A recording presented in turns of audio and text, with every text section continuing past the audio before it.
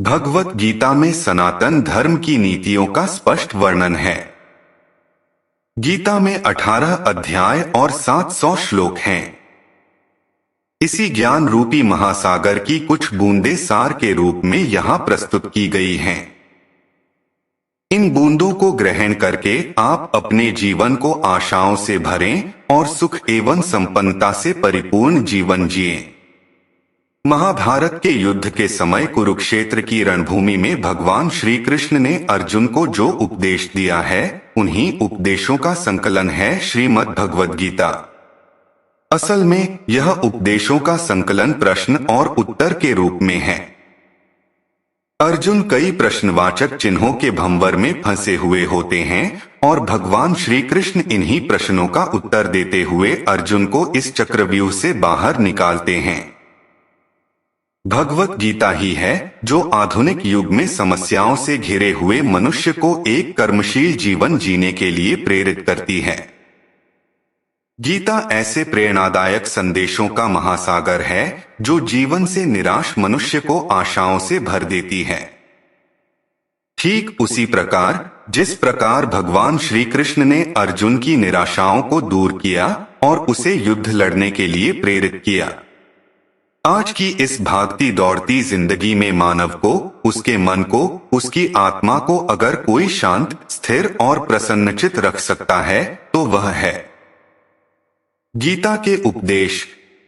परिवर्तन संसार का नियम है। समय के साथ संसार में हर चीज परिवर्तन के नियम का पालन करती है। सत्य कभी दावा नहीं करता कि मैं सत्य हूं, लेकिन झूठ हमेशा दावा करता है कि सिर्फ मैं ही सत्य हूं। नर्क के 3 द्वार हैं, वासना, क्रोध और लालच।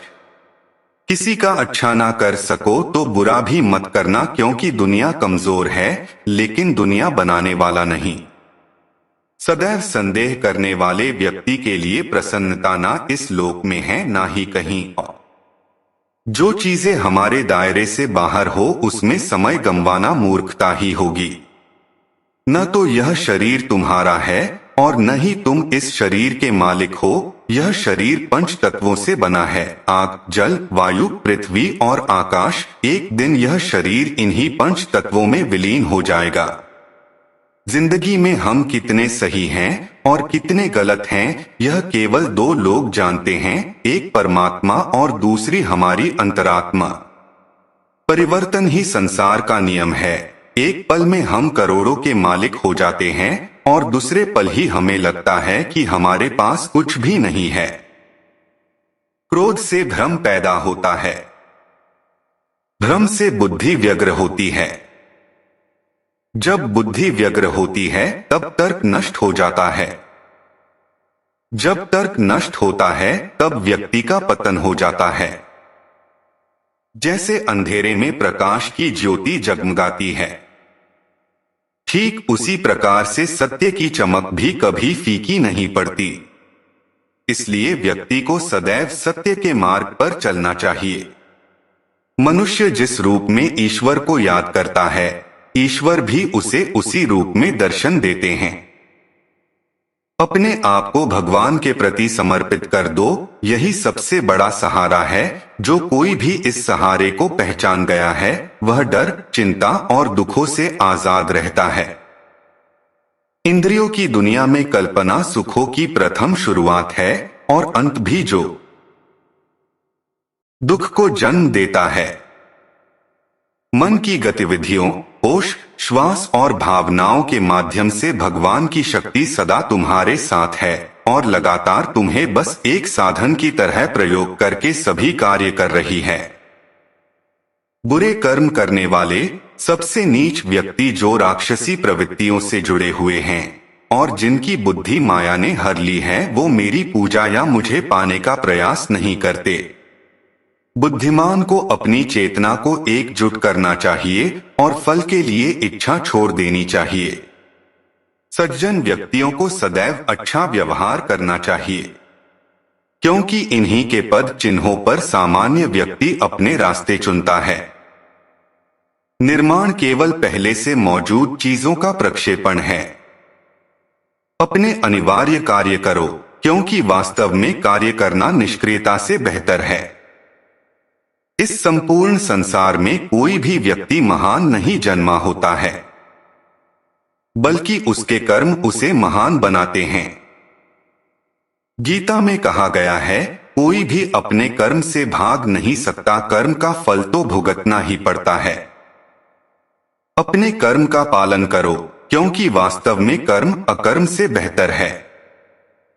सही कर्म वह नहीं है जिसके परिणाम हमेशा सही हो, अपितु सही कर्म वह है जिसका उद्देश्य कभी गलत ना हो।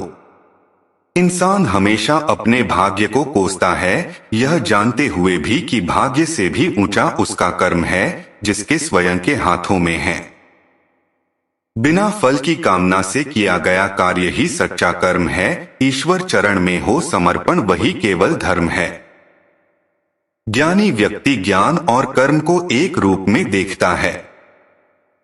ज्ञानी व्यक्ति को कर्म के प्रतिफल की अपेक्षा कर रहे अज्ञानी व्यक्ति के दिमाग को अस्थिर नहीं करना चाहिए। अप्राकृतिक कर्म बहुत तनाव पैदा करता है। किसी और का काम पूर्णता से करने से कहीं अच्छा है कि अपना काम करें, भले ही उसे अपूर्णता से करना पड़े। अच्छे कर्म करने के बावजूद भी लोग केवल आपकी बुराइयां ही याद रखेंगे, इसलिए लोग क्या कहते हैं इस पर ध्यान मत दो, तुम अपना कर्म करते रहो। कर्म उसे नहीं बांधता जिसने काम का त्याग कर दिया है। जन्म लेने वाले के लिए मृत्यु उतनी ही निश्चित है जितना कि मृत होने वाले के लिए जन्म लेना। इसलिए जो अपरिहार्य है उस पर शोक मत करो। आत्मा किसी काल में भी न जन्मता है और न मरता है, और न यह एक बार होकर फिर अभाव रूप होने वाला है। आत्मा अजन्मा, नित्य, शाश्वत और पुरातन है। शरीर के नाश होने पर भी इसका नाश नहीं होता। जैसे मनुष्य जीर्ण वस्त्रों को त्याग कर दूसरे नए वस्त्रों को धारण करता है, वैसे ही देही जीवात्मा पुराने शरीरों को त्याग कर दूसरे नए शरीरों को प्राप्त होता है। जो आत्मा को मारने वाला समझता है और जो इसको मरा समझता है, वे दोनों ही नहीं जानते हैं, क्योंकि यह आत्मा न मरता है और न मारा जाता है। वह जो मृत्यु के समय मुझे स्मरण करते हुए अपना शरीर त्यागता है, वह मेरे धाम को प्राप्त होता है। इसमें कोई संशय नहीं है। लोग आपके अपमान के बारे में हमेशा बात करेंगे। सम्मानित व्यक्ति के लिए अपमान मृत्यु से भी बदतर है। वह जो इस ज्ञान में विश्वास नहीं रखते, मुझे प्राप्त किए बिना जन्म और मृत्यु के चक्र का अनुगमन करते हैं। मैं ऊष्मा देता हूँ, मैं वर्षा करता हूँ और रोकता भी हूँ, मैं अमरत्व भी हूँ और मृत्यु भी। व्यक्ति जो चाहे बन सकता है यदि वह विश्वास के साथ इच्छित वस्तु पर लगातार चिंतन करे। जब वे अपने कार्य में आनंद खोज लेते हैं, तब वे पूर्णता प्राप्त करते हैं। याद रखना, अगर बुरे लोग सिर्फ समझाने से समझ जाते तो बांसुरी बजाने वाला भी कभी महाभारत होने नहीं देता। जो बीत गया उस पर दुख क्यों करना, जो है उस पर अहंकार क्यों करना, और जो आने वाला है उसका मोह क्यों करना। हमारी व्यर्थ की चिंता और मन का भय एक ऐसा रोग होता है जिससे हमारी आत्मीय शक्ति बिखर जाती है। हर व्यक्ति का विश्वास उसकी प्रकृति के अनुसार होता है। जो इंसान किसी की कमी को पूरी करता है वो सही अर्थों में महान होता है। जो हुआ वह अच्छे के लिए हुआ है, जो हो रहा है वह भी अच्छे के लिए ही हो रहा है, और जो होगा वह भी अच्छे के लिए ही होगा। हे पार्थ, मैंने और तुमने अपने कर्तव्यों को निभाने के लिए धरती पर कई अवतार लिए हैं, लेकिन मुझे याद है और तुम्हें नहीं। मेरे लिए ना कोई घृणित है ना प्रिय, किंतु जो व्यक्ति भक्ति के साथ मेरी पूजा करते हैं वो मेरे साथ हैं और मैं भी उनके साथ हूँ। मनुष्य अपने हृदय से जो दान कर सकता है वो अपने हाथों से नहीं कर सकता, और मौन रहकर जो कुछ वो कह सकता है वो शब्दों से नहीं कह सकता। प्रत्येक बुद्धिमान व्यक्ति को क्रोध और लोभ त्याग देना चाहिए, क्योंकि इससे आत्मा का पतन होता है। मैं उन्हें ज्ञान देता हूँ जो सदा मुझसे जुड़े रहते हैं और जो मुझसे प्रेम करते हैं। मैं सभी प्राणियों को समान रूप से देखता हूँ, ना कोई मुझे कम प्रिय है ना अधिक। लेकिन जो मेरी प्रेम पूर्वक आराधना करते हैं वो मेरे भीतर रहते हैं और मैं उनके जीवन में आता हूँ। सब धर्मों का परित्याग करके तुम एक मेरी ही शरण में आओ, मैं तुम्हें समस्त पापों से मुक्त कर दूंगा, तुम शोक मत करो। प्रबुद्ध व्यक्ति सिवाय ईश्वर के किसी और पर निर्भर नहीं करता। मेरी कृपा से कोई सभी कर्तव्यों का निर्वाह करते हुए भी बस मेरी शरण में आकर अनंत अविनाशी निवास को प्राप्त करता है। हे अर्जुन, केवल भाग्यशाली योद्धा ही ऐसा युद्ध लड़ने का अवसर पाते हैं जो स्वर्ग के द्वार के समान है। भगवान प्रत्येक वस्तु में है और सबके ऊपर भी। मुक्ति का मुख्य द्वार केवल भगवत भक्ति ही है, जिसे सभी को स्वीकार करना चाहिए। ईश्वर ने हमें जो कुछ भी दिया है वही हमारे लिए पर्याप्त है और यही एक अटल सत्य भी है। संयम, सदाचार, स्नेह एवं सेवा ये गुण सत्संग के बिना नहीं आते। बुद्धिमान व्यक्ति कामुक सुख में आनंद नहीं लेता। वह व्यक्ति जो सभी इच्छाएं त्याग देता है और मैं और मेरा की लालसा और भावनाओं से मुक्त हो जाता है, उसे अपार शांति की प्राप्ति होती है। जो व्यक्ति आध्यात्मिक जागरूकता के शिखर तक पहुंच चुके हैं उनका मार्ग है निःस्वार्थ कर्म। जो भगवान के साथ संयोजित हो चुके हैं उनका मार्ग है स्थिरता और शांति। जो मन को नियंत्रित नहीं करते उनके लिए वह शत्रु के समान कार्य करता है। मन अवश्य ही चंचल होता है, लेकिन उसे अभ्यास और वैराग्य के माध्यम से वश में लाया जा सकता है। जो लोग परमात्मा को पाना चाहते हैं वह ब्रह्मचर्य का पालन करते हैं। जो कार्य में निष्क्रियता और निष्क्रियता में कार्य देखता है वह एक बुद्धिमान व्यक्ति है। मैं धरती की मधुर सुगंध हूँ, मैं अग्नि की ऊष्मा हूँ, सभी जीवित प्राणियों का जीवन और सन्यासियों का आत्मसंयम हूँ। तुम उसके लिए शोक करते हो जो शोक करने के योग्य नहीं है और फिर भी ज्ञान की बातें करते हो। बुद्धिमान व्यक्ति ना जीवित और ना ही मृत व्यक्ति के लिए शोक करते हैं। कभी ऐसा समय नहीं था जब मैं, तुम या ये राजा महाराजा अस्तित्व में नहीं थे, ना ही भविष्य में कभी ऐसा होगा कि हमारा अस्तित्व समाप्त हो जाए। हे अर्जुन, हम दोनों ने कई जन्म लिए हैं। मुझे याद है लेकिन तुम्हें नहीं। हे अर्जुन, वह जो वास्तविकता में मेरे उत्कृष्ट जन्म और गतिविधियों को समझता है वह शरीर त्यागने के बाद पुनः जन्म नहीं लेता और मेरे धाम को प्राप्त होता है। अपने परम भक्तों जो हमेशा मेरा स्मरण या एक चित्त मन से मेरा पूजन करते हैं, मैं व्यक्तिगत रूप से उनके कल्याण का उत्तरदायित्व लेता हूँ। कर्म योग वास्तव में एक परम रहस्य है। जो मनुष्य अपने मन को नियंत्रित नहीं कर पाता उसका मन उसके लिए शत्रु के समान कार्य करता है।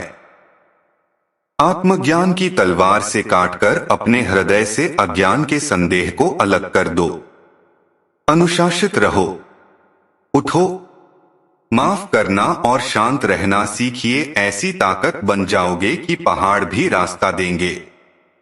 ईश्वर की शक्ति मनुष्य के होश, भावनाएं और मन की गतिविधियों के माध्यम से सदा उसके साथ रहती हैं। बुद्धिमान व्यक्ति को समाज कल्याण के लिए बिना आसक्ति के काम करना चाहिए। आपके सार्वलौकिक रूप का मुझे न प्रारंभ न मध्य न अंत दिखाई दे रहा है।